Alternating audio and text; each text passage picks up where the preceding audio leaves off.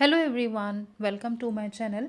तो फ्रेंड्स, आज हम लोग डिस्कस करेंगे कि वेस्ट बंगाल सेट का जो एग्ज़ाम हो गया था उनका अभी आंसर की भी आ चुका है, ऑफिशियल आंसर की। ठीक है। तो बहुत स्टूडेंट्स मुझे ये क्वेश्चन कर रहे हैं कि मैम कौन कौन सा क्वेश्चन हमें चैलेंज करना चाहिए। ठीक है। एंड आप लोगों का जो भी जिन जिन क्वेश्चंस में कन्फ्यूजन है वो क्वेश्चन भी आप लोगों ने मुझे दिया है। तो चलो थोड़ा डिस्कस कर लेते हैं कि हमें कौन कौन सा क्वेश्चन चैलेंज करना चाहिए। ठीक है। तो फ्रेंड्स, हम लोग NTA UGC net and set exam के लिए प्रिपरेशन करते हैं। हम लोग का सब्जेक्ट है एडुकेशन। हम लोग यहाँ पे भी पढ़ते हैं एंड अन अकेडमी पे भी पढ़ते हैं। एंड अभी तक अगर आप लोगों ने मेरे टेलीग्राम ग्रुप ज्वाइन नहीं किया तो ज्वाइन कर लेना। टेलीग्राम ग्रुप का नाम है crack NTA UGC net oblique JRF इन एडुकेशन। मेरा क्लास का जो भी लिंक होता है मैं टेलीग्राम ग्रुप में लिंक शेयर कर देती हूँ। ठीक है। चलो अभी हम डिस्कस करते हैं। तो फर्स्ट क्वेश्चन नंबर 54, ये क्वेश्चन था, मैचिंग टाइप क्वेश्चन था एंड इनका आंसर दिया गया है सी। ठीक है। जो कि बिल्कुल गलत है। इनका आंसर होना चाहिए ए। ठीक है। इनका करेक्ट आंसर है ए। तो ये क्वेश्चन 100% आप लोग चैलेंज करो। अगर आपने इनका आंसर ए दिया था तो इनका मार्क आपको मिलना चाहिए। ठीक है। नेक्स्ट क्वेश्चन देखते हैं।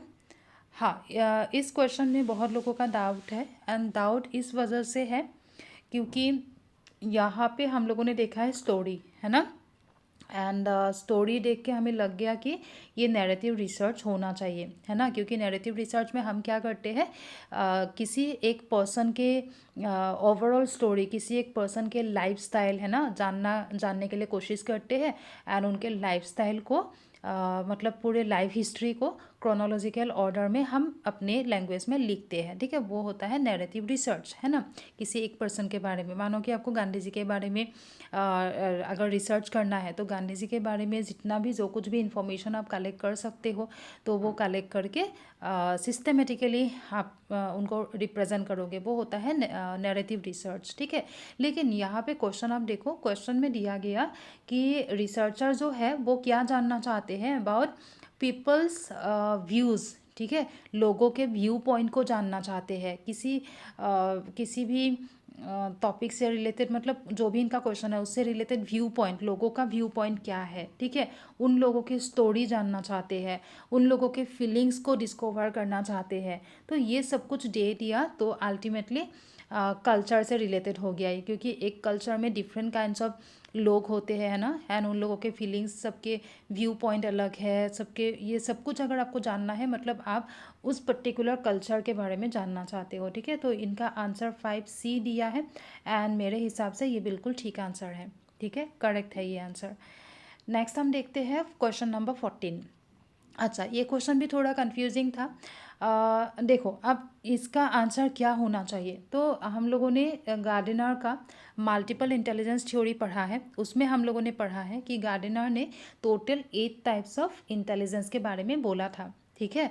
तो फिर कौन कौन सा गलत है एक बार देख लेते हैं।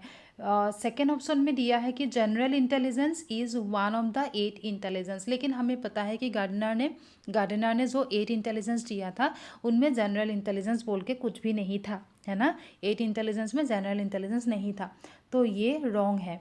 Then 8 intelligence are primary mental abilities. Primary mental abilities Gardner का नहीं है ना।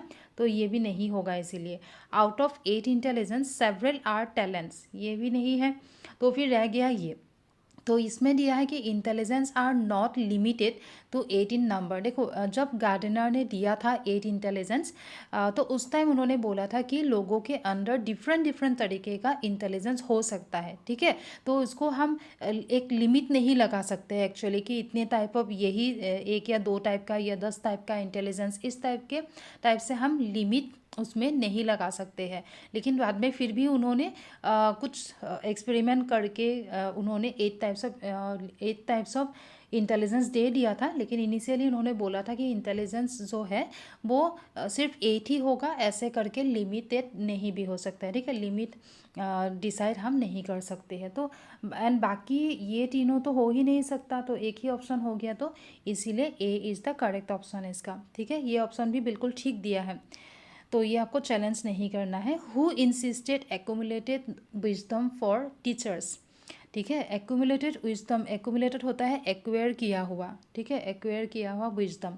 तो इसमें इसका आंसर भी बिल्कुल ठीक है, शालमैन होगा इनका आंसर।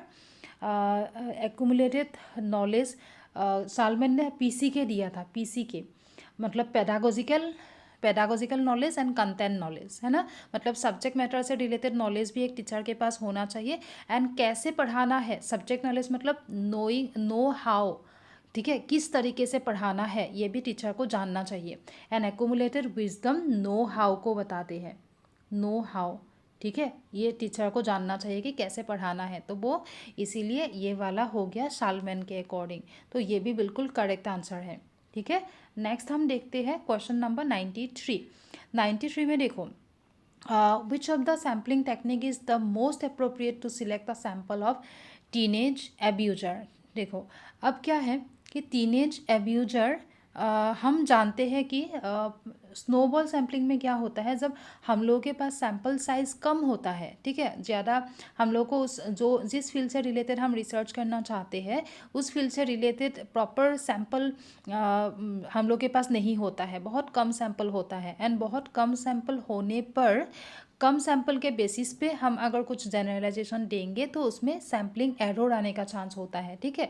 तो इसीलिए हम क्या करते हैं, स्नोबॉल सैम्पलिंग यूज़ करके सैम्पल साइज़ को बढ़ाते हैं। तो यहाँ पे क्या हुआ, टीनेज एब्यूज़र्स के बारे में हमें प्रॉपर तो नहीं पता होगा कि कौन एब्यूज़र है, ठीक है। आप या तो एक दो पर्सन आप जानते हो जो टीनेज एब्यूज़र है, ठीक है, तो फिर उन लोगों के थ्रू आप बाकी एक दो मतलब उन लोगों के थ्रू आप अपने सैम्पल साइज़ को बढ़ा सकते हो, ठीक है। तो इसीलिए ये स्नोबॉल सैम्पलिंग में आएगा आपका, ठीक है।